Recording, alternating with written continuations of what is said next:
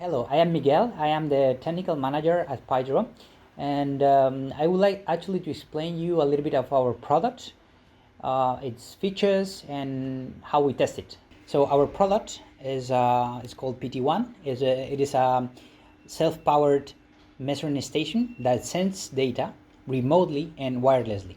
It is designed to basically create very low pressure drops, and the machine takes only energy from the flow from the pipe only when needed. The device is ideally installed in a DN100 pipe, so a 4-inch pipe. It can be installed in both horizontal or vertical positions. It has got a pressure rate of 16 bar, and it is made completely of materials that are, of course, drinking water compatible. The main body of the turbine and most of the parts inside the turbine are made of stainless steel. We integrate 3 different measurements at the moment: precise flow measurement to check as well for flows at night and to be able to detect leaks in the network, and we integrate pressure and temperature at the moment. The casing is basically made out of 2 parts that will close in a way that water cannot get into the electronics or can damage the electronics or the battery. It's going to be an IP68 device casing, and that will allow the machine to work in conditions where the chambers are flooded, for example. So this is our test bench. It is based on an easy construction. We have a water tank, and we have a pump taking water from the tank and delivering it into the circuit. We make sure that the flow is in good conditions when it goes through our flow meter that we have down there, and then water just comes up at this level where we have a working space where we can install and deinstall our device to be tested. And then water goes through the turbine after having generating some power in the device and comes back into the tank. And in the middle of the circuit we have the pump, and we have a regulation valve so that we can set any working condition in terms of flow and pressure. Here we have our PT1 installed in between 2 flanges.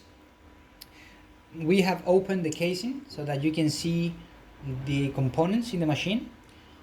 In the middle of the 2 main body pods we have a generator converting the hydraulic power into electricity, into AC.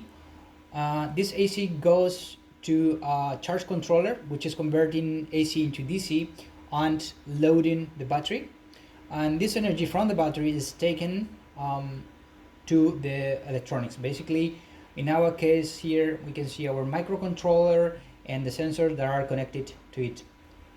The sensors in this case are a flow meter, which is under the turbine, and pressure and temperature sensor on the other side of the turbine.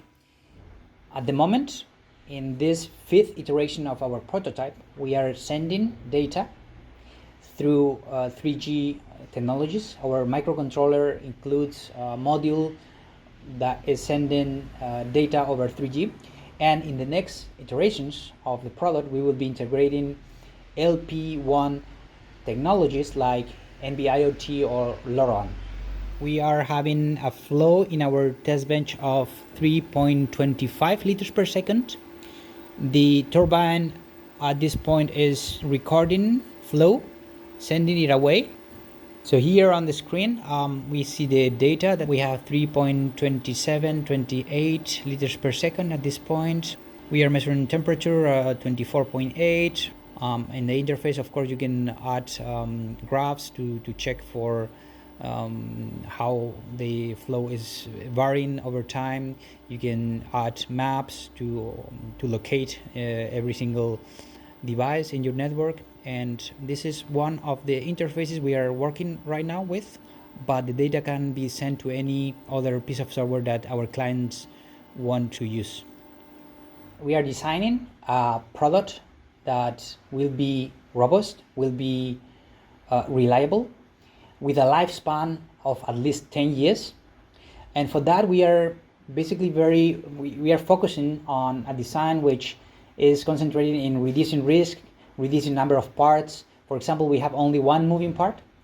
The sensors that we choose, one of the critical parameters to choose them is the reliability, the durability. Some of the sensors that we are using in the machine at this point have failure rate under 1% after 10 years. So this will reduce enormously maintenance, cost, and problems for our clients.